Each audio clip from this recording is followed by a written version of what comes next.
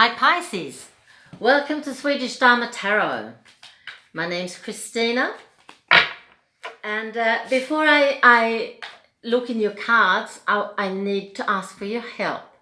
I have, for the second week in a row, been given a portrait, a picture of a person that has passed, whose spirit wants my help to ask you guys to see if you recognize the person and possibly know his family. And if you do, then please let them know, give them my email address, and I will draw them a proper portrait and give them a message. The person concerned is a child, and it was the same last week too. It was a 6-month-old baby that had passed. This is a boy who passed when he was 8 years old. He's Afro-American, came from Omaha, born in 79, so he would have been turning 41 any day now. So of course his parents are a little bit older, and but maybe there are siblings. It's quite likely that his parents are still alive. If you have any idea of who this could be, please make contact with those people and then contact me. Thanks for your help. Now let's see, Pisces. What does Spirit want you to know? Here we go. Something popped out. An imbalance of sorts popped out. That is card number 14. I don't know what it is in the traditional tarot. No, I can't even guess. I'll just keep shuffling and asking Spirit, please help us here. What does Pisces need to know?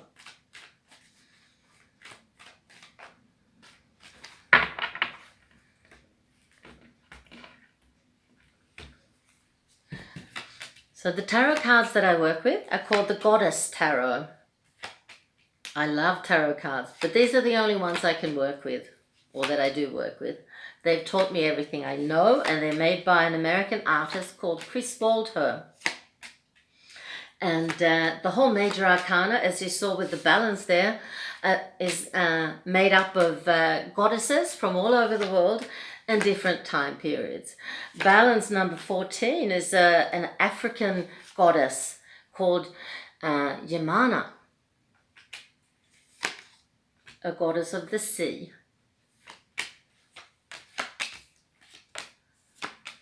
All right, so here we are. And the second card on the table was you, my dear Queen of Cups, Pisces woman,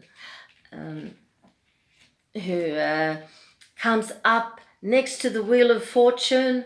You have the Strength card near you. Yes, I need a second just to take it all in. The imbalances in a relationship, in your marriage even, because it's not just any relationship, it's with your husband or wife for that matter.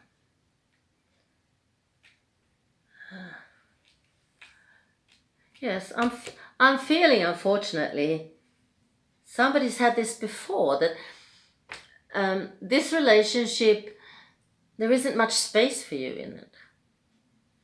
That your husband is quite demanding, and life is about him, and that includes your marriage. So you do 80% of the work on the marriage and he does 20%, and that doesn't add up. That's not going to function in the long run. So even though you're very strong, you're also feeling very depleted, and I can understand that. So this is the imbalance. That's definitely the imbalance here. And somehow you need to make yourself understood.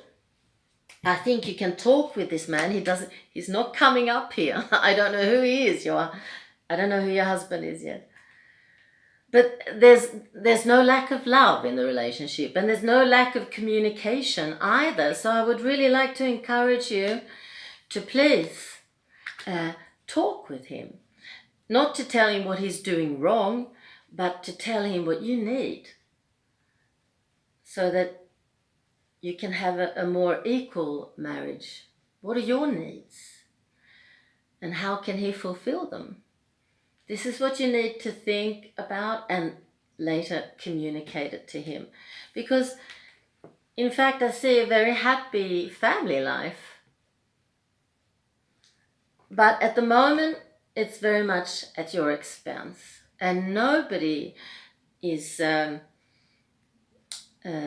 what's the word I'm searching for? I'm Swedish Australian, did I say that? So sometimes I get stuck. You don't do yourself any favor by doing the whole family favors all the time and prioritizing them, and kids need you. What are you going to do? You have to do whatever is required of you.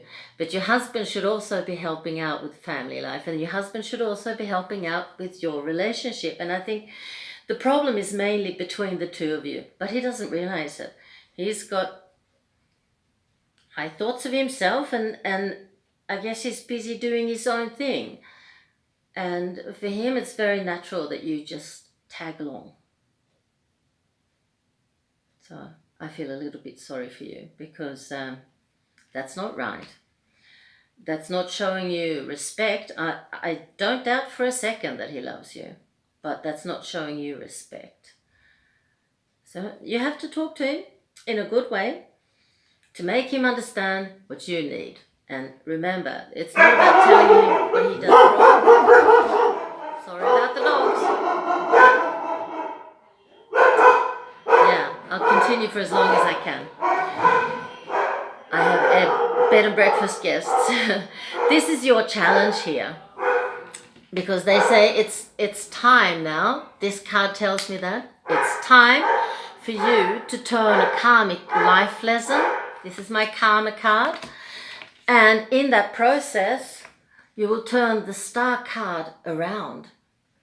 The star card is actually an Aquarian card, or the card for Aquarius, but it also tells us and shows us when we are in ourselves and we are in a sense complete. We behave with completeness and a self-respect. Dr. Phil's famous words were, "You have to be the star of your own life." Yeah. So that's what the tarot had to tell you. Now we can have a look and see what the Goddess Oracle cards have to say. They look like that. They're made by Doreen Virtue, and they're a present from my soul sister Julia in Australia.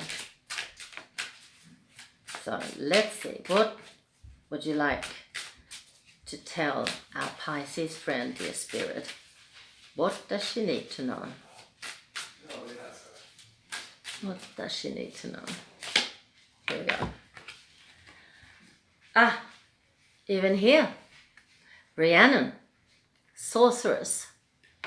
You're a magical person who can manifest your clear intentions into reality. Yeah, that's where you have your strength, like we saw earlier. You just need to be more aware of your needs, and things are going along smoothly and fairly.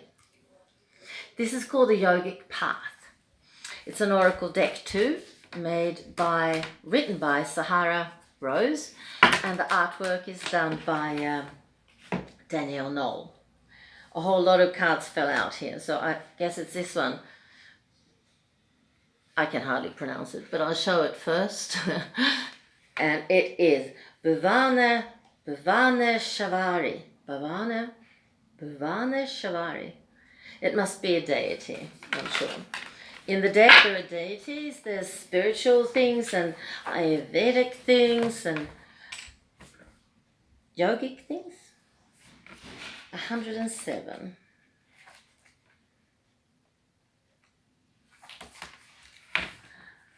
Goddess of space and infinite possibilities. You've learned the art of creating space and are experiencing the cosmos that exists inside of you. Bhavana Shavari comes to you in deep meditation, in profound nature, in oceans and in silence. Well, This sounds like you're psychic, you know, dear Pisces woman. And you can achieve a lot through this, I think. Her stillness guides you to enter deeper into the cosmic web of making time for whatever brings you to a point of total stillness. Nay, her stillness guides you to enter deeper into the cosmic web of potentials that exists for you in the present moment. Continue making time for whatever brings you to a point of total stillness. That is where your true self resides. Know that you are not just part of the earth, but the earth is also part of you, and you're lovingly held by her presence. I think that's a wonderful card, but it doesn't feel that relevant for the reading. So I will take another card. But that one is wonderful, and it's telling you how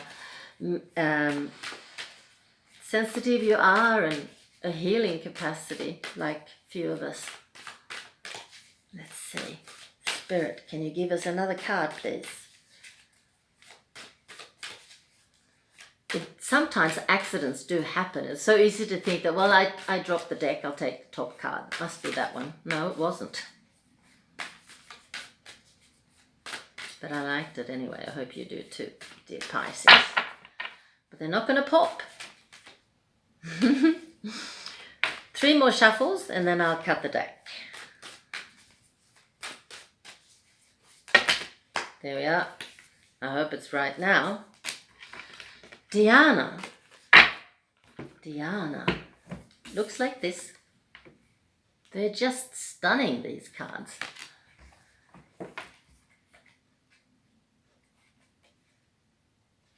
That's a yoga card.